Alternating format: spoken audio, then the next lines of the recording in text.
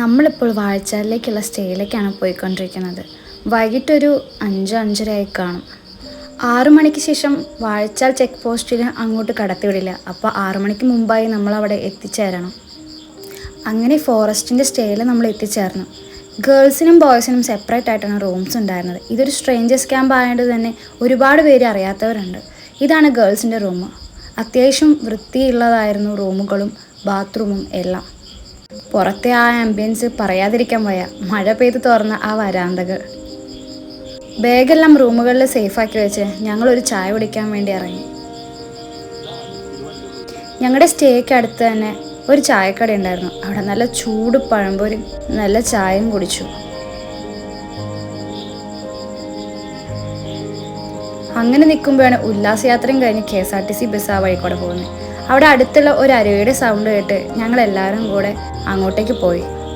Strangers ക്യാമ്പിലേക്ക് വളരെ കുറച്ച് പേര് മാത്രമേ ഞങ്ങൾ ചെന്നപ്പോൾ എത്തിച്ചേർന്നിട്ടുണ്ടായിരുന്നുള്ളൂ. അതുകൊണ്ട് തന്നെ ആ ഇണ്ടായരെ വെച്ചാണ് ഞങ്ങൾ ചായ കുടിക്കാൻ പോയതും ഈ അരുവി കാണാൻ പോയതും. കുറച്ചു നേരം കഴിഞ്ഞപ്പോൾ എല്ലാവരും വന്നു. അങ്ങനെ ഞങ്ങൾ കുറച്ച് പേര് ഓരോരുത്തരായി റൂമിൽ കയറി കമ്പനി കൂടലായി.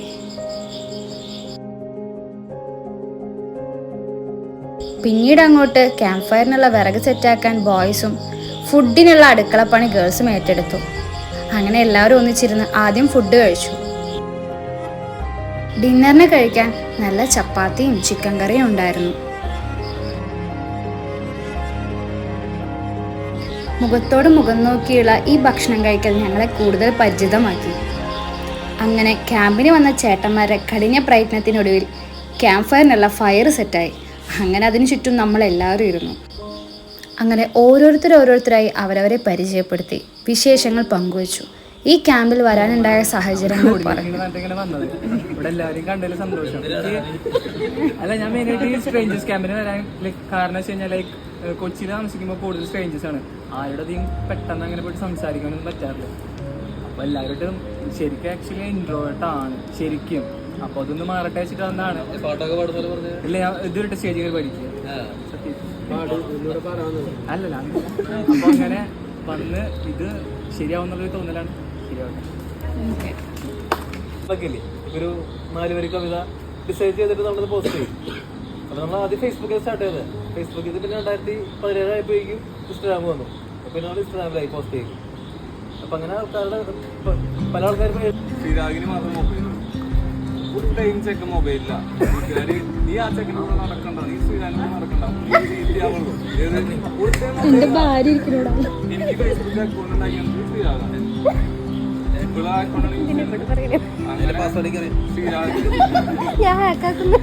മാറ്റി.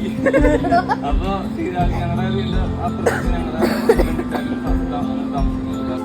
പിന്നീട് അങ്ങോട്ട് പാട്ടായി, അന്താക്ഷരി കളിയായി. ഒരുപാട് നാളുകൾക്ക് ശേഷമാണ് ഞാൻ ഇത്രയധികം പാട്ടുകൾ അടുപ്പിച്ച് പാടുന്നത്.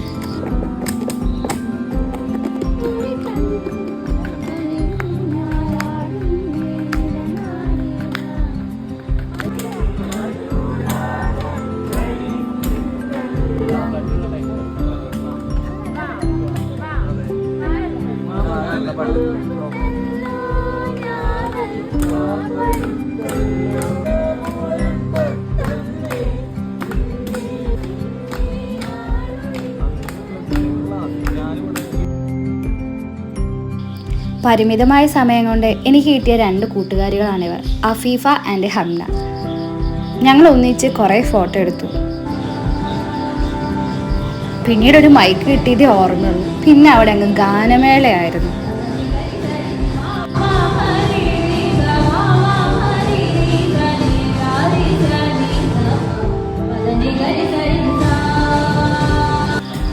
ഇതാണ് മമ്മുവും അഖിലും. മമ്മു ആണ് ഈ ക്യാമ്പിൻ്റെ കോർഡിനേറ്റർ. അഖിൽ ഒരു ഇൻട്രോവേർട്ടാണ്, ഒരു പാട്ടുകാരനുമാണ്. ഇൻട്രോവേർട്ടാണെന്ന് അവൻ തന്നെ പറയുന്നതാണ്. ഞങ്ങൾക്ക് തോന്നിയില്ല, പക്ഷെ അവൻ നന്നായി പാട്ട് പാടും. അതിലുപരി ഇവർ രണ്ടുപേരും എൻ്റെ സൂപ്പർ ജൂനിയേഴ്സാണ്. എവിടെ പോയാലും ഞാൻ എൻ്റെ സൂപ്പർ സീനിയേഴ്സിനെ കാണാറുണ്ട്, പക്ഷെ ആദ്യമായി ഞാൻ എൻ്റെ സൂപ്പർ ജൂനിയേഴ്സിനെ കണ്ടുമുട്ടി. എവിടത്തെയാന്നല്ലേ? എൻ്റെ സ്വന്തം കേരളവർമ്മയിലെ.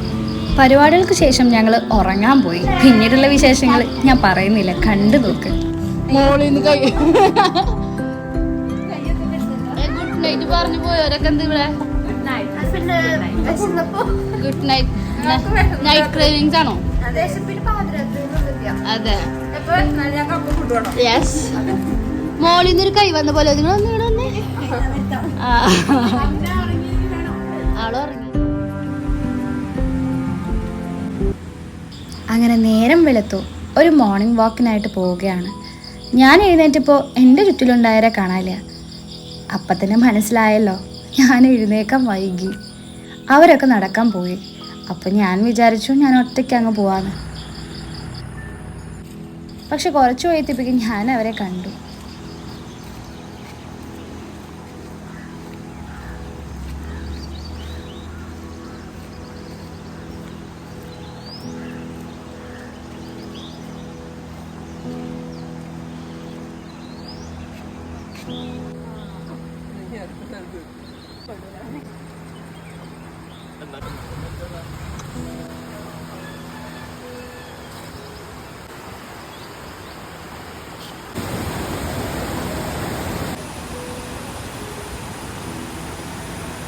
പിന്നീട് ഞാൻ അവിടെ നിന്നും മാറിയിരുന്നു ഒന്ന് ഡീപ്പ് ബ്രീത്ത് എടുത്തു.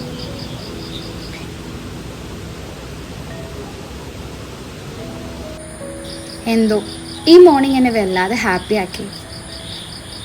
ഈ അടുത്തൊന്നും കിട്ടാത്ത ഒരു പകൽ സന്തോഷം അപ്പം എനിക്ക് കിട്ടി.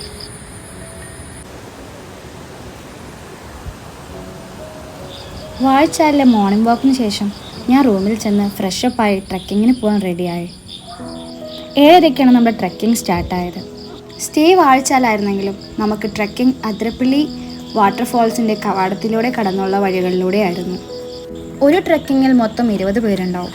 ഞങ്ങളുടെ ക്യാമ്പിൽ 13 പേരാണ് ഉണ്ടായിരുന്നത്. ബാക്കി 7 പേര് വേറെ സ്ട്രേഞ്ചേഴ്സ് ആയിരുന്നു. ഞങ്ങളുടെ ട്രക്കിംഗ് സ്റ്റാർട്ടായി 5 മിനിറ്റ് ആവുന്നതിന് മുമ്പേ മഴ പെയ്യാൻ തുടങ്ങി. എല്ലാവരും കോട്ടെടുത്തിട്ടു. ഈ പുഴ കടന്ന് വേണം നമ്മൾ കാടിനുള്ളിലേക്ക് പ്രവേശിക്കാൻ. അങ്ങനെ കുറച്ച് പേരായിട്ട് ആ കവാടം കടന്നു. ആ മഴച്ചാറ്റലും വെള്ളവും കാറ്റും ക്ലൈമറ്റും എല്ലാം കൂടെ ഒന്നും പറയാനില്ല, അടിപൊളി.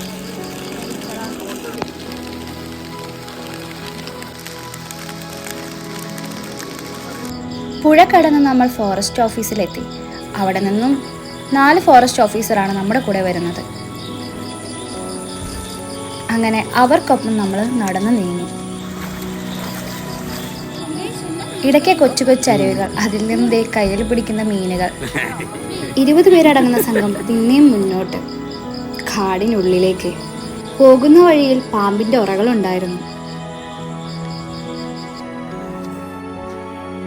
അടുത്തതെന്ത് എന്നൊരു എക്സ്പെക്റ്റേഷനിലായിരുന്നു മുന്നോട്ട് നടക്കുന്നുണ്ടായിരുന്നത്. ആനയെ കാണണമെന്ന് നല്ല ആഗ്രഹങ്ങളുണ്ടായിരുന്നു. അപ്പോൾ ആനപ്പിണ്ടം കണ്ടു, നല്ല ഫ്രഷ് ആനപ്പിണ്ടം.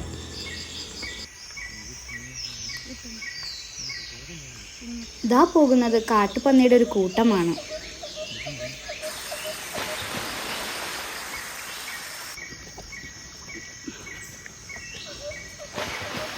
നാടുകാണി വ്യൂ പോയിന്റിലേക്കാണ് നമ്മൾ നടന്നു നീങ്ങുന്നത്. കുത്തനെയുള്ള ആദ്യത്തെ മല.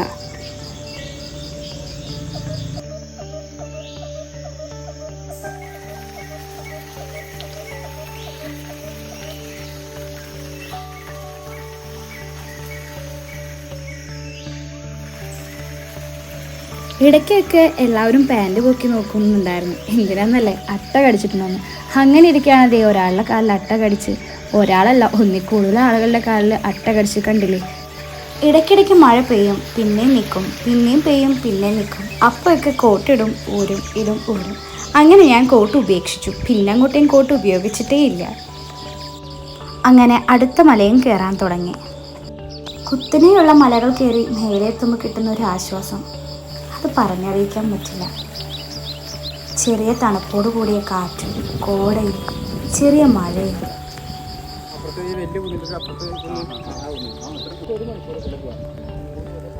ഇതെല്ലാം ആസ്വദിച്ച് നിൽക്കുമ്പോഴാണ് പെട്ടെന്ന് അതുണ്ടായത്. ആന എന്ന് പറഞ്ഞ് ആ ഫോറസ്റ്റുകാരൻ ഒരു വിസിലടിച്ചു.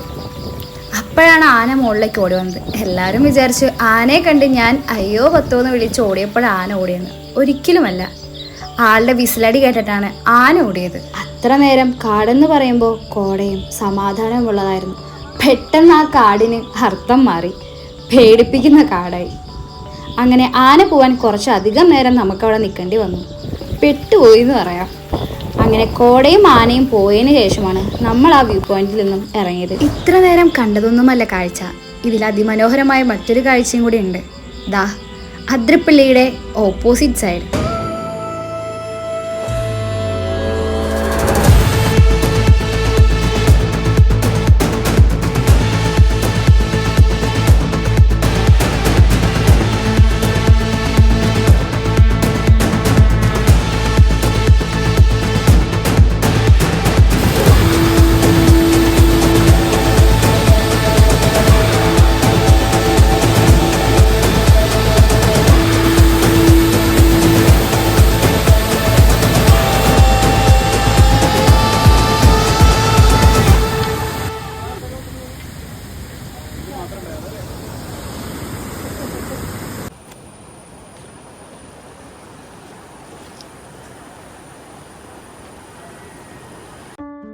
കാടിനുള്ള യാത്ര ഏകദേശം അവസാനിച്ചിരിക്കുന്നു. ഇനി മറ്റൊരു വഴിയിലൂടെ തിരിച്ചു പോവുകയാണ്.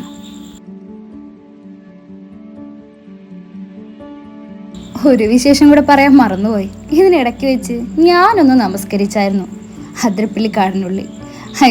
ഇടിഞ്ഞു പൊളിഞ്ഞു വീണു എന്നർത്ഥം. മലയിറങ്ങിയപ്പോൾ കാല് തെന്നി വീണു. എന്തോ ഭാഗ്യത്തിന് ഒന്നും പറ്റിയില്ല.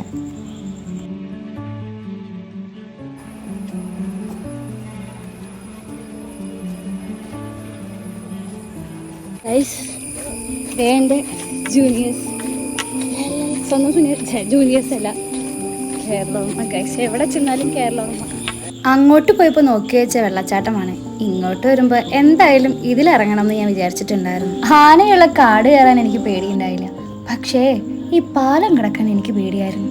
ഇങ്ങനെ ഒരു 2-3 പാലം കടന്നു. എല്ലാം കഴിഞ്ഞ് വീട്ടിൽ പോകുമ്പോഴാണ് ഇത് ഞാൻ കണ്ടത്. കാലിലട്ട. ആദ്യമായി എന്നെ അട്ട കടിക്കുന്നത്. വാഴച്ചാൽ അതിരപ്പള്ളി ക്യാമ്പ് വിത്ത് ട്രക്കിങ്ങിനെ കുറിച്ച് കൂടുതൽ വിവരങ്ങൾ നിങ്ങൾക്ക് അറിയണമെങ്കിൽ കമൻറ്റ് ചെയ്യുക.